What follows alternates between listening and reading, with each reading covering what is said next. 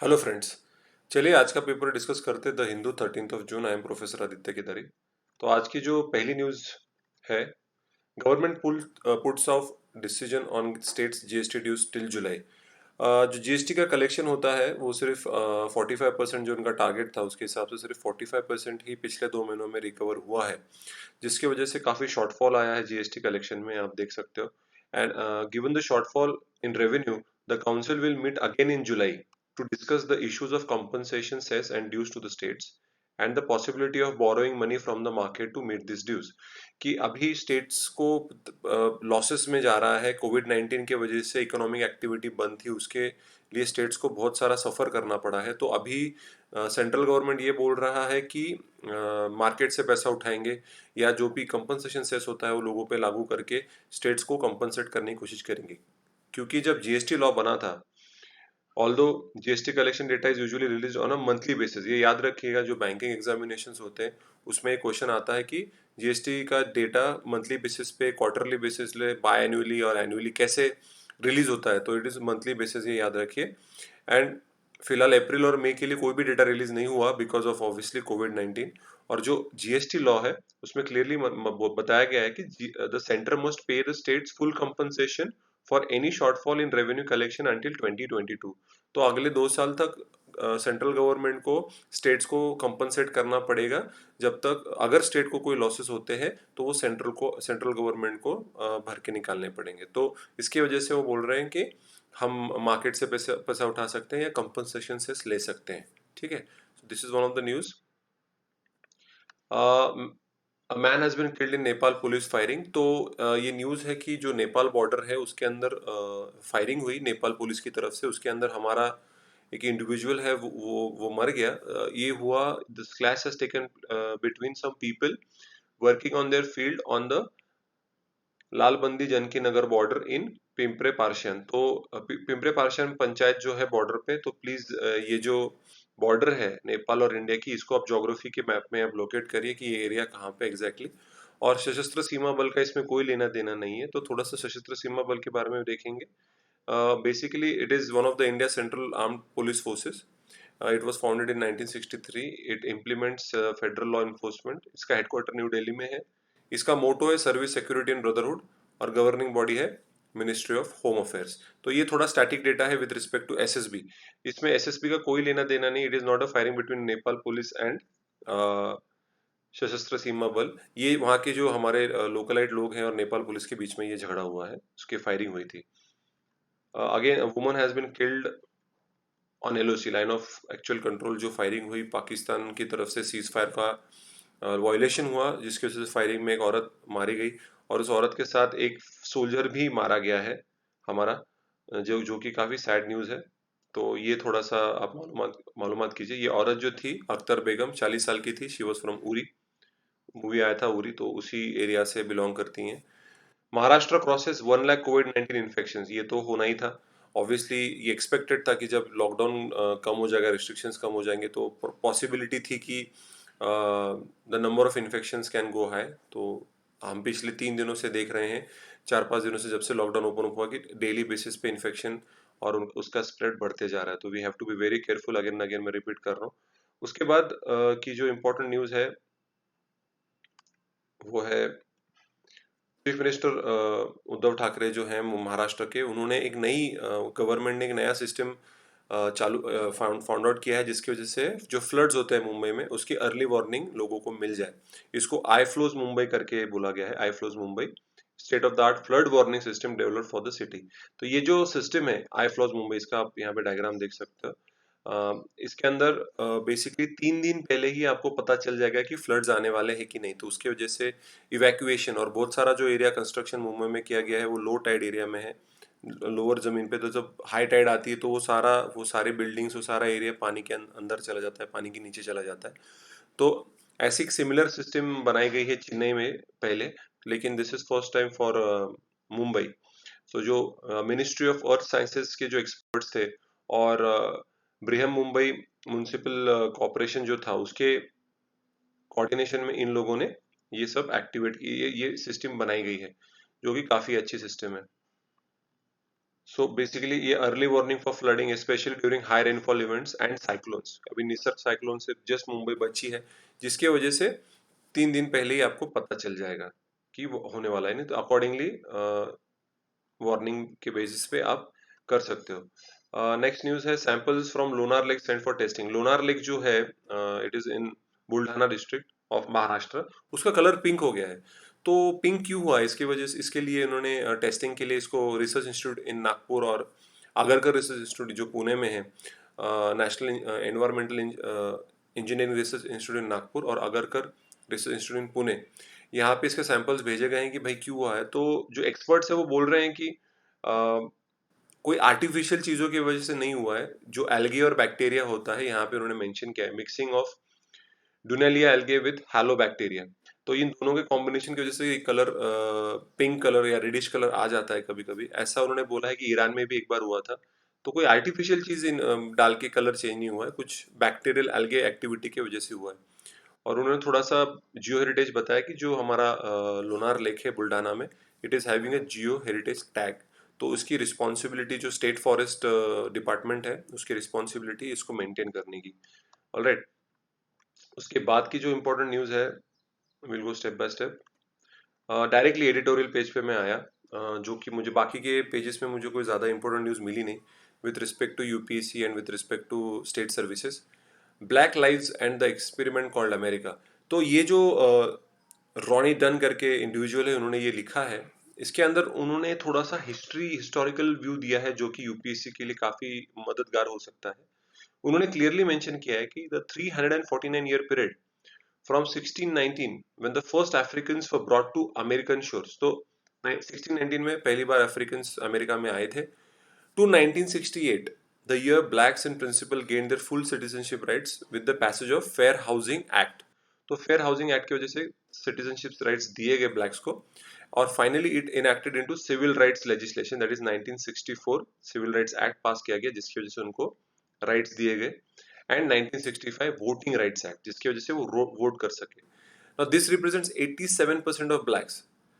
401 साल experience, like 401 years of experience in what is now the United States, which was defined by crushing racial oppression. Thus, it has only been in the last 56 years within this writer's lifetime that African Americans have ostensibly been afforded the rights and freedoms that accrue from American citizenship. Yet the brutal murders of blacks in America continues unabated.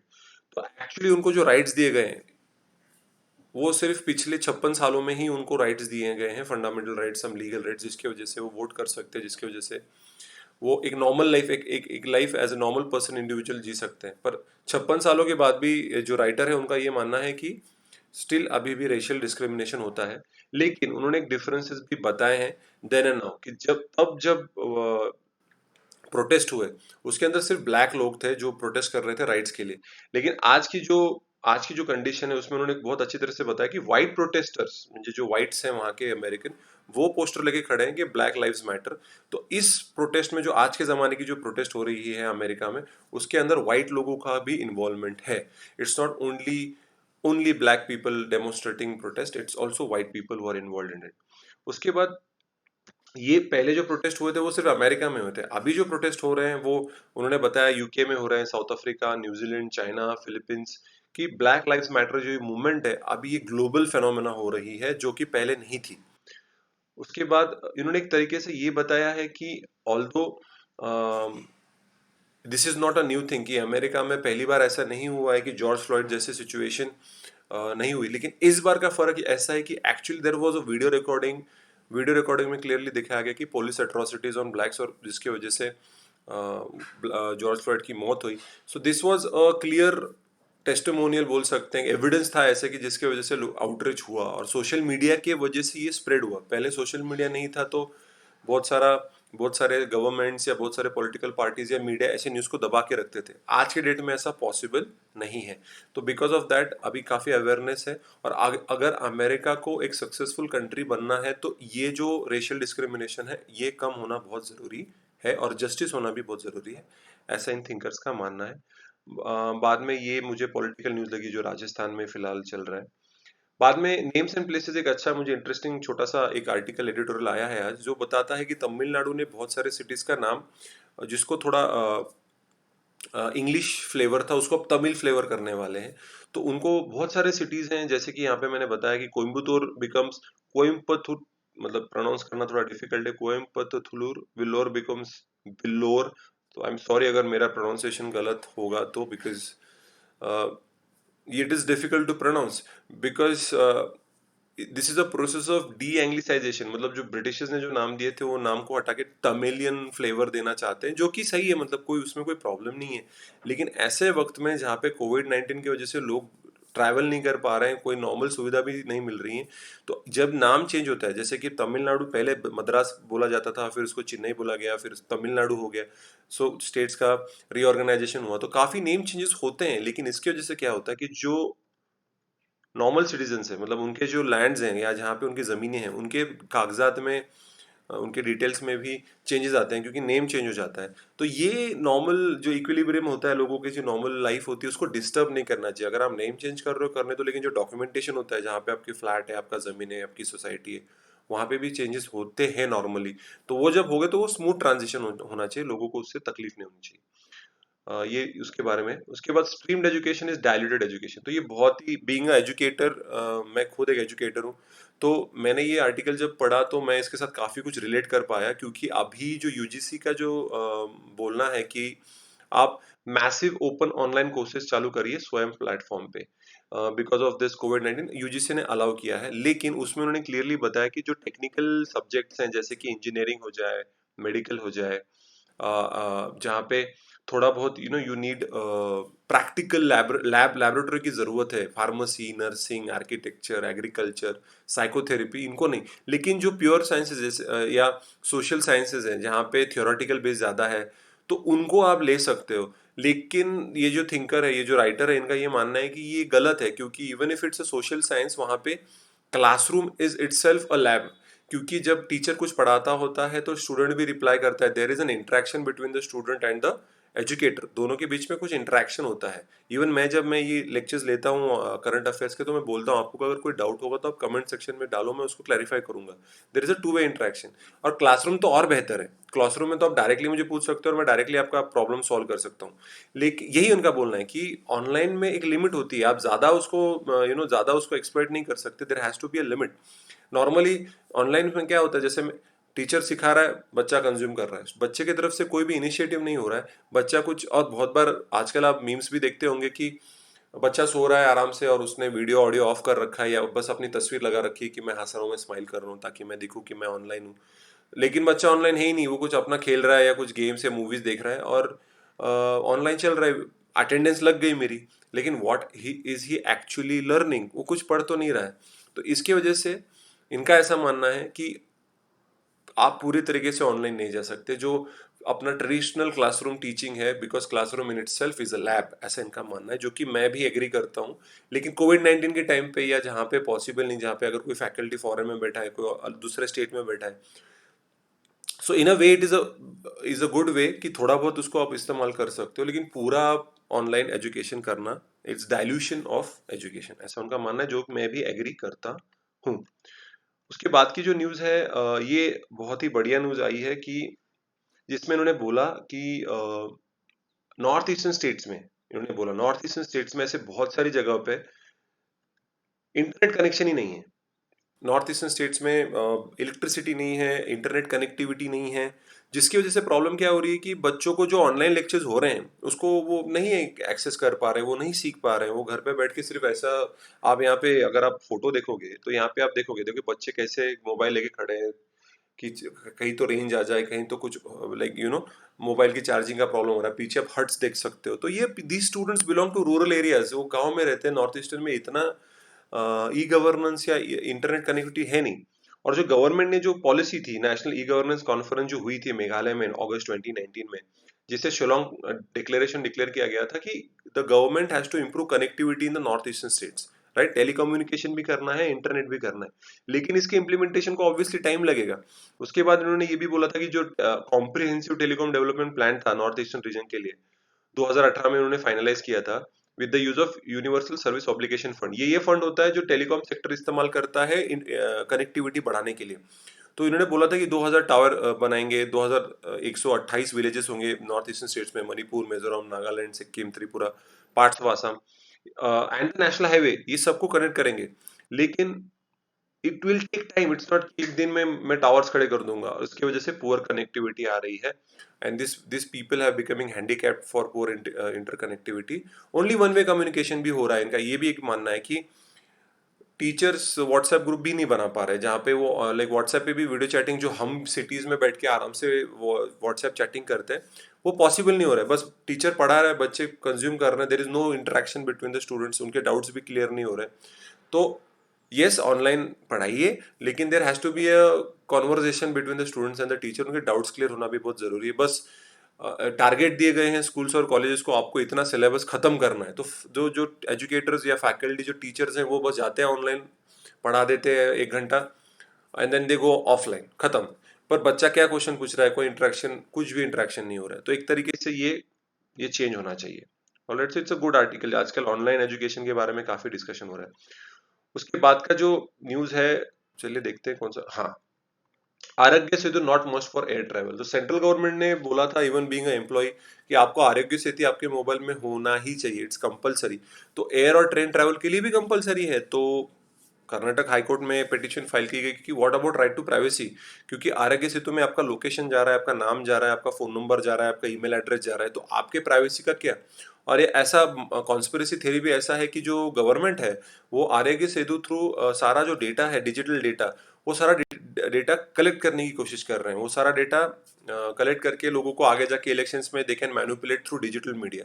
तो एक तरीके से ये एक ऐसी चीज है जहाँ पे फिर जो सेंट्रल गवर्नमेंट ने कहा कि भाई, आरोग्य सेतु की जरूरत नहीं, अगर आपको एक सेल्फ डिक्लेरेशन फॉर्म भी आप बताते हो कि मुझे कोविड-19 नहीं है, तो भी चलेगा, ऐसा कोई जरूरी नहीं है। लेकिन जो पेटिशनर था, उन्होंने ये बोला कि सेंट्रल टू कोई भी सेंट्रल सर्विसेज आपको अगर चाहिए होंगे, कोई गवर्नमेंट सर्विस आपको चाहिए होगी, तो आपको आरोग्य सेतु होना ही चाहिए आपके मोबाइल में।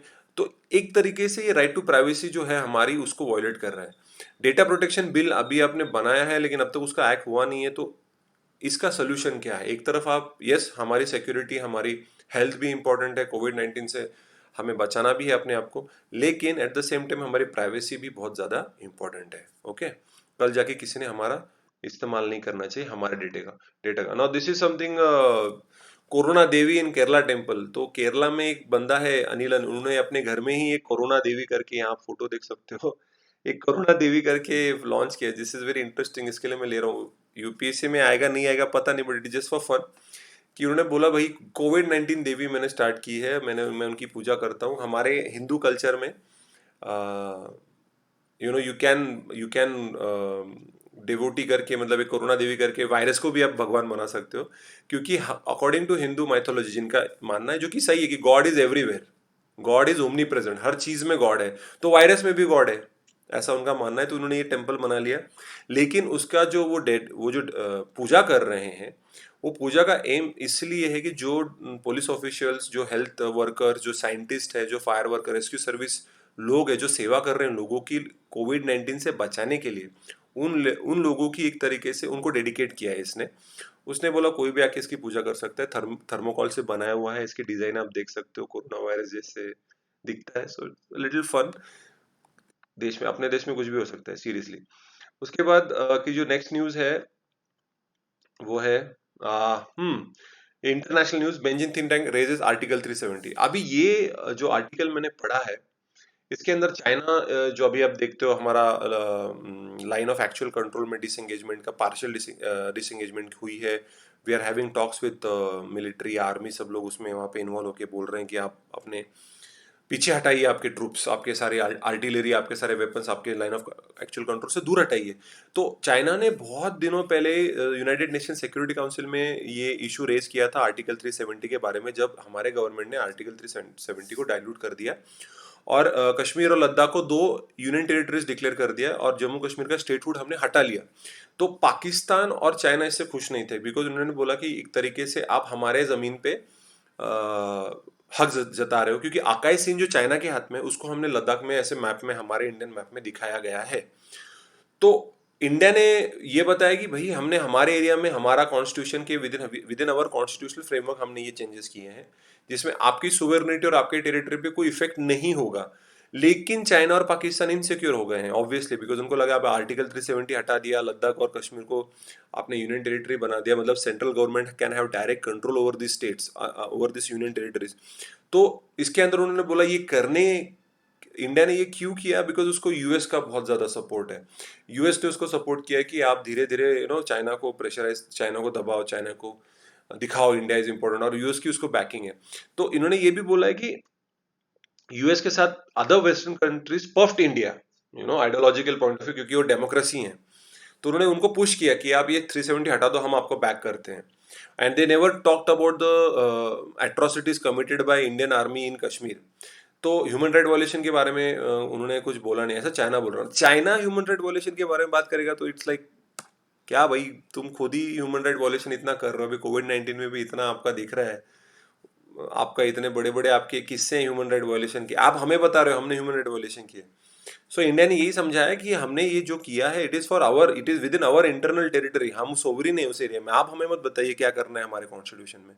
लेकिन चाइना ने ये कंसर्न रेज किया हुआ है। अगर नेपाल का नया न्यूज़ है, Nepal lower house to vote on a new map, तो वो नया मैप इंक्लूड कर रहे हैं। उस नए मैप में they are claiming 3 areas, Kalapani, Limpiyadhura and Lipulekh of Pithoragarh district. अभी ये इंडिया नेपाल के बॉर्डर में आते हैं और ये इंडिया नेपाल की डिस्प्यूट है इन 3 डिस्ट्रिक्ट्स को, तो वो बता रहे कि वो नेपाल में है। तो इसके ऊपर ज़्यादा डिस्कशन होता नहीं है नेपाल के साथ, क्योंकि हम मोस्टली चाइना पाकिस्तान के साथ बात करते हैं। नेपाल भी अभी बोल रहा है कि वो 3 डिस्ट्रिक्ट हमारे, तो उसके ऊपर डिस्कशन होने वाला है।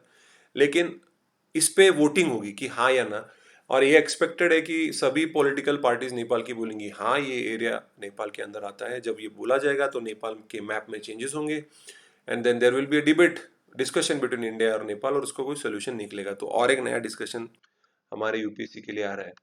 उसके बाद जो police to prove horse trading charges, तो ये पॉलिटिकल न्यूज़ है। जो येस्टरडे ऑल्सो मैंने आपको बोला कि जो राजस्थान के चीफ मिनिस्टर है अशोक गहलोत, उन्होंने बोला कि BJP is trying to do horse trading, हमारे एमएलएस को खरीदने की कोशिश कर रहे हैं। वेयर इज द प्रूफ, ये जो आर्टिकल है जहाँ पे राजस्थान के बीजेपी चीफ जो हैं सतीश पूनिया राजस्थान में, उन्होंने बोला भाई आप प्रूफ दीजिए, आप बोल रहे हो कि हम हॉर्स ट्रेडिंग कर रहे हैं, प्रूफ बताइए।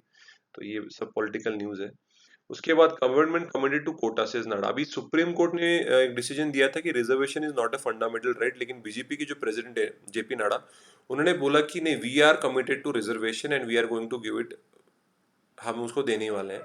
उन्होंने ये भी बोला जेपी नाडा ने कि यस वो फंडामेंटल राइट नहीं है लेकिन कॉन्स्टिट्यूशनल राइट है। लेकिन मैं ये कहना चाहूँगा एज अ यूपीएससी एजुकेटर कि there is a big difference between a fundamental right and a constitutional right, ठीक है, या लीगल राइट हम बोल सकते हैं। कि फंडामेंटल राइट जब होता है तो you can directly go to high court under article 226 and to supreme court under article 32 as a fundamental right, कि रिजर्वेशन मेरा फंडामेंटल राइट है, मुझे नहीं मिल रहा है तो मैं directly supreme court high court जा सकता हूँ। But it's a legal right जब होता है या कॉन्स्टिट्यूशनल राइट होता है तो आपको लोअर कोर्ट से जाना पड़ता है, आप डायरेक्टली इतने हायर कोर्ट में नहीं जा सकते। फंडामेंटल राइट की जो पोजीशन है लीगल राइट या कॉन्स्टिट्यूशनल राइट से थोड़ी ऊपर है। तो बहुत बड़ा फर्क होता है कि अगर आप फंडामेंटल राइट जब बोलते हो तो अगर चेंजेस लाने हो कॉन्स्टिट्यूशन में तो पूरा कॉन्स्टिट्यूशनल अमेंडमेंट करना पड़ता है। लेकिन कोई लीगल राइट या कॉन्स्टिट्यूशनल राइट चेंज करना होता है तो उसको माइनर चेंजेस लगते हैं जो कि सिंपल मेजोरिटी से कर सकते हो। तो ये बहुत बड़ा फर्क है जो कि मीडिया वालों ने नहीं बताया। यहाँ पे जो यूपीएससी एस्पिरेंट्स है उनको ये मालूम होना चाहिए कि ये डिफरेंस है, ठीक है। उसके बाद supreme court raps government on pay cuts for medical staff, मतलब अब क्या ही बोले कि गवर्नमेंट ने अभी जो मेडिकल स्टाफ है उनकी पेमेंट, उनकी सैलरी कट करने वाले, तो सुप्रीम कोर्ट ने बोला कि यार they are the soldiers for to fight कोविड-19, और you don't want dissatisfied soldiers to the in the war. ठीक है, वो अपनी फैमिली रिस्क में डाल के इतना कर रहे हैं और आपकी सैलरी नहीं दे रहे। इवन बहुत सारे लोग हैं जो जॉब्स गवा चुके हैं, उनके सैलरी कट्स हुए हैं। लेकिन जो मेडिकल स्टाफ है, जो पुलिस ऑफिशियल्स है, जो ऑन ड्यूटी है, रोड पे लोगों के साथ हैं, जिनको कोरोना है, उनका आप सैलरी कट कर रहे हो, शर्म आना चाहिए थोड़ा सा। There has to be a change in the mindset, ऐसे सुप्रीम कोर्ट ने गवर्नमेंट को डांटा। उसके बाद national human right commission takes note of health worker woes, कि जो हेल्थ वर्कर्स है उनको इंश्योरेंस नहीं मिल रहा है। उनका ये मानना है कि भाई हम आपको प्रीमियम कम देंगे लेकिन हमको इंश्योरेंस ज़्यादा चाहिए जो हेल्थ वर्कर्स है, क्योंकि जो वो जो काम कर रहे हैं अभी कोविड 19 में लोगों के साथ कांटेक्ट में आ रहे हैं, तो उनका इंश्योरेंस बढ़ना चाहिए, ऐसा उनका डिमांड है। तो एनएचआरसी ने बोला है, जो इंश्योरेंस रेगुलेटरी डेवलपमेंट अथॉरिटी है आईआरडीए, उनको उन्होंने रिक्वेस्ट की है कि आप you have to look into this matter, और जो इंश्योरेंस कंपनीज नहीं एक्स्ट्रा प्रीमियम बढ़ा रहे हैं या कम कर रहे हैं, वो तो छोड़ो, इंश्योरेंस बढ़ाना तो छोड़ो, बहुत सारे इंश्योरेंस कंपनीज ने तो क्लियरली बोला है कि we will not cover the cases of corona, ऐसा उन्होंने लास्ट मोमेंट पे पॉलिसी चेंज की है ना। मतलब क्या बोले, मतलब ह्यूमनिज्म एक तरफ और ये इनका प्रॉफिट गेनिंग एटीट्यूड एक तरफ, प्राइवेट सेक्टर और इवन गवर्नमेंट भी पे कट कर रहा है, तो बहुत ही गलत बात है, ऐसा नहीं होना चाहिए। उसके बाद जी, DNA of tolerance disappearing, Rahul Gandhi साहब ने ये बोला है कि कोविड 19 का पैंडेमिक जो है, जो क्राइसिस है, they are made for G20, ऐसा इनका मानना है कि it was made for PM Modi, president Xi Jinping and Donald Trump to be working together. ये क्राइसिस ही ऐसी बनाई गई हैं जो G20 कंट्रीज को सपोर्ट करे। उनका अब इसके पीछे टॉलरेंस लेवल कम हो रहा है, क्योंकि अब जॉर्ज फ्लॉयड जो ब्लैक लाइव्स मैटर मूवमेंट चल रही है, उसके सपोर्ट में राहुल गांधी ने बोला, और उन्होंने ये भी बोला कि कोविड 19 को बनाया गया क्राइसिस, मतलब अभी ओके, उन्होंने ऐसा बोला है। उनका उनके thoughts, freedom of speech and expression, छोड़ो, इतना इंपॉर्टेंट न्यूज़ है नहीं। उसके बाद process begins to send back Tablighi workers. अब ये तबलीगी वर्कर्स आए थे टूरिस्ट वीज़ा पे, वो आए थे, अभी उनको डिपोर्ट करना था, तो निज़ामुद्दीन मरकज सेंटर जो है वहाँ पे वो आते हैं, हम हर साल आते हैं रिलीजियस कॉन्ग्रेगेशन के लिए। अब ये जो लोग हैं तबलीगी, ये कौन है, ये मैं आपको बताना चाहता हूँ। Tablighi Jamaat is an Islamic missionary movement that focuses on exhorting Muslims and encouraging fellow members to return to practicing their religion as it was practiced during the lifetime of the Islamic Prophet Muhammad, and particularly in matters of rituals, dress and personal behavior, कि किस तरीके से कपड़े, किस तरह के ritual, किस तरह के आपने बर्ताव करना चाहिए।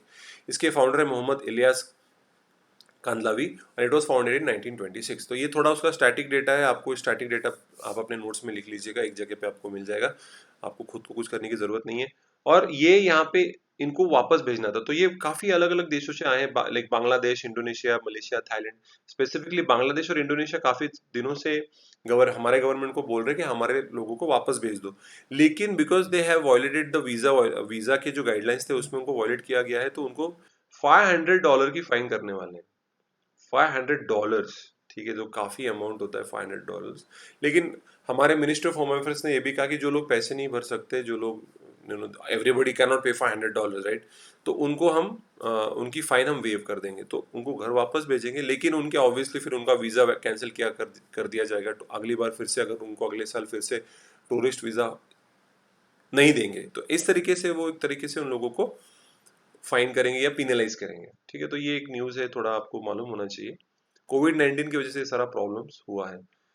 उसके बाद की जो न्यूज़ है, important news, new virus cases raise fears in Beijing. फिर चाइना में बोला गया कि अभी कोई कोविड 19 केसेस नहीं है, लेकिन फिर से 3 बच्चों को फाइंड आउट किया है, 3 लोगों को, एक हांगकांग में और 2 चाइना में, जहाँ पे फिर से कोविड 19, और ये लोग बाहर से नहीं आए हैं, they have not come from outside China, they are within China, वो कहीं पे भी बाहर गाँव, बाहर डिस्ट्रिक्ट, बाहर स्टेट में विद इन चाइना नहीं गए थे, वो उसी एरिया में, लोकेलिटी में इतने दिनों से थे, फिर भी उनको कोविड 19 हुआ, तो फिर से डर चाइना में आ गया है। तो अभी चाइना आप संभाल लो। Twitter remove account link to China's campaign. तो ट्विटर ने अराउंड 1,70,000 अकाउंट्स को बेजिंग के साथ टाइप किया, तो वो सब हटा दिए हैं। उसका रीज़न ये था, ये जो ट्विटर अकाउंट थे ये फेक न्यूज़ स्प्रेड कर रहे थे, और they were spreading message favouring Chinese government including about the corona virus, कि वो चाइनीज गवर्नमेंट का एक इमेज अच्छा बना रहे थे, वो बता रहे थे कि उन्होंने नहीं किया है, ये तो प्रोपेगेंडा है बाकी के देशों को, चाइना पे सारी रिस्पॉन्सिबिलिटी डालने का, और काफ़ी फेक अकाउंट्स थे। कोई ज़्यादा उनके बारे में डिटेल्स नहीं बताया जा रहा था, लेकिन देवर वेरी एक्टिव, बहुत सारी हर दिन वो ट्वीट्स, मीम्स डाल रहे थे, जिससे दिखा रहे थे कि चाइना अच्छा है, चाइना बुरा नहीं है। तो ये सारा जो अकाउंट्स थे, ये सारे के सारे अकाउंट्स हटा दिए गए हैं। अगेन यूएस आज Zoom to clarify ties with China. तो जूम अपनी जो अभी फिलहाल की एप्लीकेशन है, बहुत लोगों को पता नहीं थी जूम के बारे में, कि यहाँ पे एक्चुअली मीटिंग्स होते हैं, कोई भी ऑनलाइन मीटिंग, ऑनलाइन इवन को टीचिंग, एजुकेशन भी जूम एप्लीकेशन से किया जाता है। तो जूम को पूछा गया था कि आपने चाइना के साथ आपके क्या संबंध है। आप कैसा डेटा कलेक्ट करते हो, चाइना के साथ किस तरीके से आप डील करते हो। तो उन्होंने बोला था कि they had suspended user account, मतलब चाइना ने बोला जूम को कि you have to suspend certain accounts. इसमें से एक अकाउंट हांगकांग का था और दो अकाउंट यूएस के थे। और ये दीज पीपल, ये जो तीन अकाउंट है, they were going to have a discussion on the China Chinese square crackdown. मतलब जिसपे सबको पता है कि चाइना में ये जहाँ पे बहुत सारे ह्यूमन राइट वायलेशन हुए थे, लोगों ने आर्मी बुला के सब लोगों पे फायरिंग की गई थी, तो इन लोगों को उसके बारे में they had to celebrate this event in a way of saying that जिन लोगों ने अपनी डेमोक्रेसी के लिए जान गंवाई, उनके लिए एक तरीके का एक तरीके का बोलते हैं ना कि प्रपोजल है कि भाई हम ये सेलिब्रेट करना चाहते हैं। तो जूम ने बोला कि हमने उसको इन इन अकाउंट्स को फिर से चालू कर दिया है, जो एक हांगकांग में और दो यूएस में है। इसके आगे हम चाइना से ज़्यादा नहीं सुनेंगे, जो भी वैलिड है वही हम सुनेंगे, अदरवाइज हम नहीं सुनेंगे। लेकिन हम सबको पता है कि अगर आपको चाइना में काम करना है तो चाइनीज़ लॉ फॉलो करने पड़ेंगे, चाइनीज़ गवर्नमेंट के लॉज फॉलो करने पड़ेंगे। अगर आप नहीं करते हो तो ऑब्वियसली आपको वो बैन कर देंगे। जैसे आपको पता है कि यूट्यूब है, फेसबुक है, बहुत सारे ऐसे सोशल मीडिया प्लेटफॉर्म्स है जो कि चाइना में अलाउड नहीं है। Trump to accept nomination Florida, अगले साल रिपब्लिकन पार्टी से एज अ प्रेसिडेंट वो फ्लोरिडा से खड़े होने वाले। पता नहीं ट्रम्प साहब फिर से इलेक्ट होके आएंगे या नहीं आएंगे। Anti racism protest have been hijacked by extremist. Johnson साहब जो यूके के प्राइम मिनिस्टर हैं, उन्होंने बोला कि अभी जो फिलहाल चल रहा है कि वैंडलिज्म, जो जो पुतले हैं, स्टैचूज हैं अलग अलग लीडर्स के, यूके में, यूएसए में, उनको तोड़ा फोड़ा जा रहा है, उनको कलरिंग की जा रही है, उनको वैंडलाइज किया जा रहा है, वायलेंस किया जा रहा है। तो उन्होंने बोला हम उनका ये मानना है कि हमारी हिस्ट्री है यूके की, यूएसए की, हर देश की, उसको आप एडिट या सेंसर नहीं कर सकते। इसके आगे का जो फ्यूचर है उसको हम सिर्फ अच्छा कर सकते हैं। तो ये जो है, उन्होंने बोला कि ये एक्सट्रीम जो प्रोटेस्ट हो रहे हैं, ये बहुत सारा फंडेड है, एक तरीके से गवर्नमेंट को टॉपल करने के लिए, एक तरीके से लोगों में गुस्सा क्रिएट करने के लिए। ऑल द पीपल, अभी कोविड-19 का चल रहा है, फिर भी लोग ऐसा कर रहे हैं। It is not good for either law and order और आइदर पब्लिक हेल्थ, ऐसा पीएम साहब, यूके के पीएम साहब का मानना है। इराक में और यूएस के ट्रूप्स कम करने वाला ये तो सालों से चल ही रहा है। Hong Kong rejects UK's biased remarks. तो यूके, ब्रिटेन की एक रिपोर्ट आई है, उसके अंदर बोला गया है कि China is is interfering in the internal affairs of Hong Kong. उनका जो मॉडल था वन कंट्री टू सिस्टम्स का फॉर्मूला, वो फॉलो नहीं कर रहा है, because Hong Kong was a colony of British till 1997। 1997 के बाद हांगकांग को एक इंडिपेंडेंस, या बोला गया कि it will be a independent territory with in China. ठीक है, तो एक फेडरल रिलेशन रहेगा। लेकिन हम सबको पता है कि चाइना हमेशा अपनी नाक अड़ाती है in the internal affairs of Hong Kong. तो ब्रिटिश ने ये बोला, तो ऑफिस जो चाइनीज ऑफिशियल से, उन्होंने बोला कि it has nothing to do with the internal affairs of Hong Kong and China. लेकिन ऑब्वियसली सबको पता है कि हांगकांग से काफ़ी प्रोटेस्ट होता है। अब यहाँ पे भी देखेंगे कि हांगकांग को इंडिपेंडेंस दो, हांगकांग में डेमोक्रेसी एस्टेब्लिश करने दो। लेकिन हमेशा हमने बहुत सारे न्यूज़ पढ़े हैं कि इवन वहाँ पे डेमोक्रेटिकली इलेक्शंस होते हैं, लेकिन चाइनीज़ गवर्नमेंट बहुत बार डिसाइड करती है कि जो लोग खड़े रहेंगे इलेक्शंस में हांगकांग में, वो उनके ही पॉलिटिकल पार्टीज के कोई मेंबर होंगे, लेकिन कोई डायरेक्ट लिंक नहीं होती। लोगों को लगता है कि वो इंडिपेंडेंट कैंडिडेट्स है, या वो they are belonging to this democratic setup. लेकिन बहुत बार चाइनीज़ गवर्नमेंट अपने ही पुतले, अपने ही पपेट्स खड़े करते हैं इलेक्शंस में, जो कि गलत बात है, जिस नाम के लिए वो एक इलेक्शंस हो रहे हैं। ठीक है। On summit anniversary, North Korea accuses US of empty promise. अभी क्या है, नॉर्थ कोरिया में इलेक्शंस है। अभी अगर इलेक्शंस है तो कुछ तो पॉलिटिकल रिफ्ट ऐसा दिखाना पड़ेगा कि वी आर डिफरेंट, हमारी पॉलिटिकल पार्टी अच्छी है, हमको आप जिता के दीजिए। तो अब सब बोलने लगे कि जो यूएस ने प्रॉमिस किया था 2018 में, ऐसा कुछ नहीं हो रहा है। और अभी यूएस के जो डिप्लोमेट्स है वो बोल रहे हैं कि जो भी इनको डी न्यूक्लियराइजेशन या डी आर्मनाइजेशन की, आर्म्स कम करेंगे प्रोड्यूस, और अपनी साउथ कोरिया के साथ अच्छे रिलेशंस रखेंगे, न्यूक्लियर और बैलिस्टिक मिसाइल्स का वो प्रोडक्शन नहीं करेंगे, टेस्ट नहीं करेंगे, ऐसा कुछ भी नॉर्थ कोरिया ने नहीं किया है। तो इसकी वजह से फिर how can we go ahead, because North Korea ने कोई भी प्रोमिस कीप नहीं किए, तो हम भी कैसे करें। देखिए, इलेक्शन चल रहे हैं, कोई ना कोई प्रोपागंडा करना है। इलेक्शंस खत्म हो गए, कोई ना कोई पॉलिटिकल पार्टी जीत के आएगी, and again they will say कि हमारा यूएस के साथ चलता है, हमारा यूएस से अच्छा रिलेशन है। पॉलिटिक्स। ठीक है। उसके बाद यूक्रेन की जो फर्स्ट लेडी है, उनकी जो प्रेसिडेंट है जेलेंस्की, उनकी वाइफ, उनको कोविड-19 हो गया है। सो देखिए, कोविड-19 ऐसा कुछ नहीं है कि जैसे कल के डिस्कशन में हमने देखा कि स्लम्स में ज़्यादा होता है। देखिए, अब यूक्रेन की फर्स्ट लेडी तो स्लम्स में रहती नहीं है, फिर भी उसको कोविड-19 हुआ है। सो कोविड-19, कोरोना किसी को भी नहीं छोड़ रहा है, तो प्लीज़ बी केयरफुल। ठीक है। आप अपने आप का ख्याल रखिए। There are no races, there are human beings. तो जर्मनी में अभी एक नई कंट्रोवर्सी स्टार्ट हो गई है। जो ग्रीन पार्टी के जो लीडर है रॉबर्ट हैबेक, उन्होंने बोला कि उनके कॉन्स्टिट्यूशन में रेस इस शब्द का इस्तेमाल किया गया है। तो जर्मनी बेसिक लॉ, मतलब जो कॉन्स्टिट्यूशन है उसके पैराग्राफ 3 में ऐसा बोला गया है, no person shall be favoured और disfavoured being because of sex, parentage, race, language, homeland and origin, faith और रिलीजियस और पॉलिटिकल ओपिनियन। तो अभी ग्रीन पार्टी या लिंक पार्टी, ये जो अलग अलग पॉलिटिकल पार्टीज है, इनका ये मानना है कि जो वर्ड है रेस, इसको हटा दीजिए, उसकी जगह पे आप कोई भी इथनिक ओरिजिन या इथनिसिटी ऐसा आप वर्ड डालिए इंस्टेड ऑफ रेस। ऐसा डिमांड है, ऐसा कुछ नया पॉलिटिकल चल रहा है जर्मनी में। तो लेकिन जो वहाँ के जो गवर्नमेंट है, उनके जो कॉन्स्टिट्यूशनल एक्सपर्ट्स है, उनका ये मानना है कि ये इस वर्ड से ऐसा कोई इंटेंशन नहीं है कि भाई हम रेशियली किसी को discriminate कर रहे हैं। Ministry has defined the place of the for the term race in the constitution clearly makes no reference to the existence of different human races nor of the acceptance of this sense। ठीक है, तो ऐसा please आप उसको किसी भी तरह से गलत तरीके से इंटरप्रेट मत करिए, लेकिन जितने लोग उतने ज्यादा इंटरप्रिटेशन। ठीक है, उसके बाद की जो न्यूज है वो है, अभी ये जो स्पोर्ट्स में तो सब क्रिकेट क्रिकेट के बारे में ज्यादातर बात कर रहे हैं। यूट्यूब अकाउंट, तो your YouTube account is in demand, not just among your friends. Okay. Poll on dark web shows 80% respondent express interest in buying access to hacked accounts. तो न्यूयॉर्क में एक साइबर सिक्योरिटी फर्म है insights करके एक firm है, उसने ये बताया कि फिलहाल YouTube अकाउंट्स को हैक करके उस YouTube अकाउंट को हैकर्स इस्तेमाल कर रहे हैं अपना डेटा स्प्रेड करने के लिए। तो हम बहुत बार जो यूट्यूबर्स होते हैं, जैसे मैं भी हूँ, अपने सब्सक्राइबर्स बढ़ाने के लिए वो ज़्यादा से ज़्यादा कुछ भी करने के लिए रेडी होते हैं। कभी कभी they are not confident about their content. तो जो बड़े बड़े यूट्यूबर्स हैं, छोटे यूट्यूबर तो छोड़ दीजिए, बड़े बड़े यूट्यूबर्स हैं, उनके बहुत सारे सब्सक्राइबर्स हैं, तो इनके अकाउंट्स हैक हो रहे हैं और इसके अकाउंट्स का हैक करके इलीगल एक्टिविटीज़ की जा रही हैं। तो इसको कैसे, इवन इंडिया में बोला गया है, जो हमारे cyber expert general of police Brijesh Singh साहब, मैं पर्सनली इनको जानता हूँ, मैं इनका स्टूडेंट रह चुका हूँ। तो ब्रिजेश सिंह साहब जो है, उन्होंने क्लियरली बताया कि जो आपका जो यूट्यूब अकाउंट है उसको टू फैक्टर ऑथेंटिकेशन करिए।